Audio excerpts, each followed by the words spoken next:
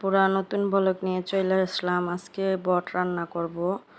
বটটা এই যে দেখো সুন্দর করে মাখায়া বসায়। আমি আবার একটু শর্টকাট রান্না করি, ওই যে কষায়া বসাই, ওটা মাঝে মধ্যে, সব সময় না, কিন্তু বেশিরভাগ সময় আমি সব কিছুই মাখায়া বসাই। মনে করো ওই যে বটটা মাখানো হয়ে গেছে, এই যে এখানে গরুর মাংসটা মাখায় নিলাম, কারণ একটু ওই যে মানে আমাদের আত্মীয় আইছে, তাদেরকেও খাওয়াইতে হতো, এই জন্য দুই পদ একবারই রান্না করলাম। এই যে এখানে ভালো করে মনে করো মাংসটা সুন্দর করে ধুইয়া পরিষ্কার করে নিয়ে এই যে মাংসটা ওখানে কষাইতে মানে ভালো করে খাইতে বসে গেছি। এখানে সব কিছুই ময় মশলা একবারে দিয়ে দিলাম। আর ময় মশলা বলতে তো সবই তোমরা জানো, নতুন কিছু জানানোর দরকার নেই।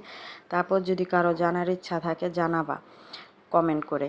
এই যে এখানে মনে করো খালি মানে অ্যাশটার মধ্যে দিছি কি পেঁয়াজ বাদাম এগুলি বাটে আর কি, পেঁপে বাটা দিছি একটু, যাতে তাড়াতাড়ি মাংসটা সফট হয়ে যায়, আর ওটা দিলে সফট হয়।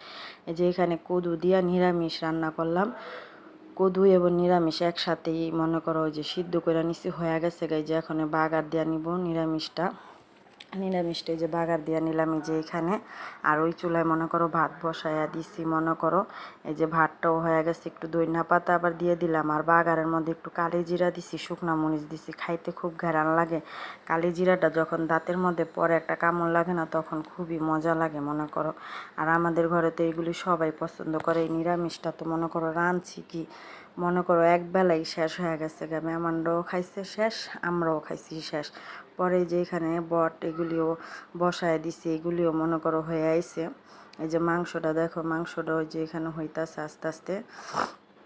মাংসটা হইতে বেশি সময় লাগে নাই অবশ্য। পরে যে হয়ে গেছে বটটা আবার আরেকটার মধ্যে বাগার দিয়ে নিচ্ছি, ওইটা আর ভিডিও করি নাই। এই যে মাংসটাও মনে করো আরেকটার মধ্যে বাগার দিয়েছি। আমি আবার একটু মাঝে মধ্যে একটু টেস্টের জন্য বাগার দিই। ভিডিওটা কেমন হয়েছে জানাবো। আল্লাহ।